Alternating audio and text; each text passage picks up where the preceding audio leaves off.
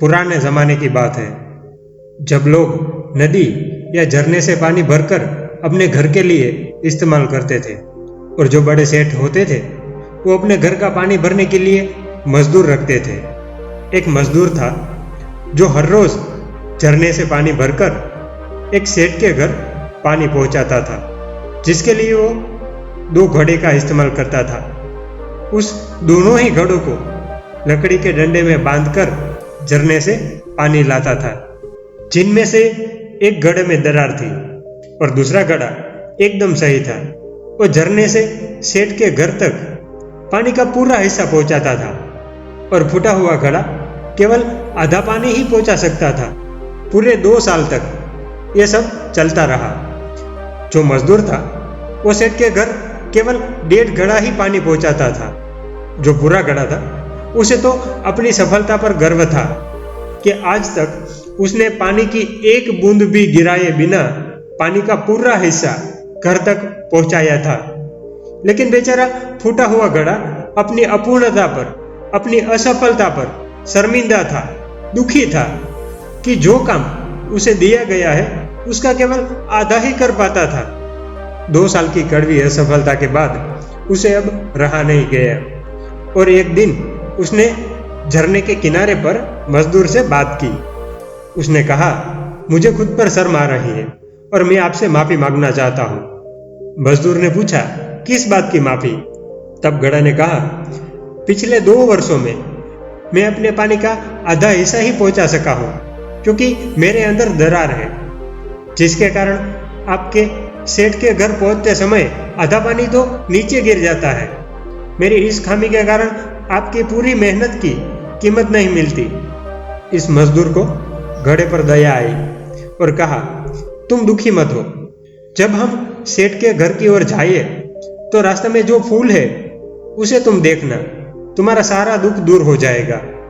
मजदूर ने तो दोनों घड़ों को उठाया और चल पड़ा।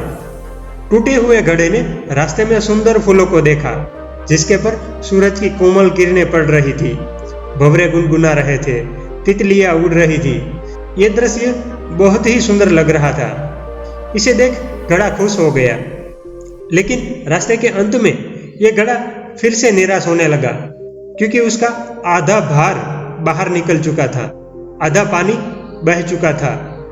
इसलिए उसने फिर से अपनी विफलता के लिए मजदूर से माफी मांगी। तभी मजदूर ने कहा, क्या तुमने देखा कि हमारे रास्ते में केवल तुम्हारी तरफ फूल थे, दूसरी ओर नहीं?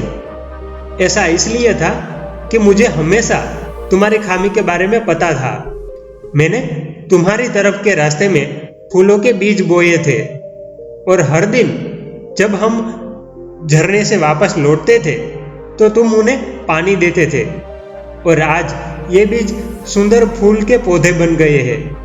लोग इन फूलों का उपयोग भगवान को चढ़ाने में करते हैं। छोटे बच्चे जब यहाँ से गुजरते हैं तो इन फूलों को देख के बहुत ही खुश हो जाते हैं। इधर से गुजरने वाले लोग जब इन सुंदर फूलों को देखते हैं तो कुछ पल के लिए अपने दुखों को भुला देते हैं। इन सारे लोगों की मुस्कुराहट का कारण तुम हो, इसलिए कभी भी अपने आप को असफल मत समझना।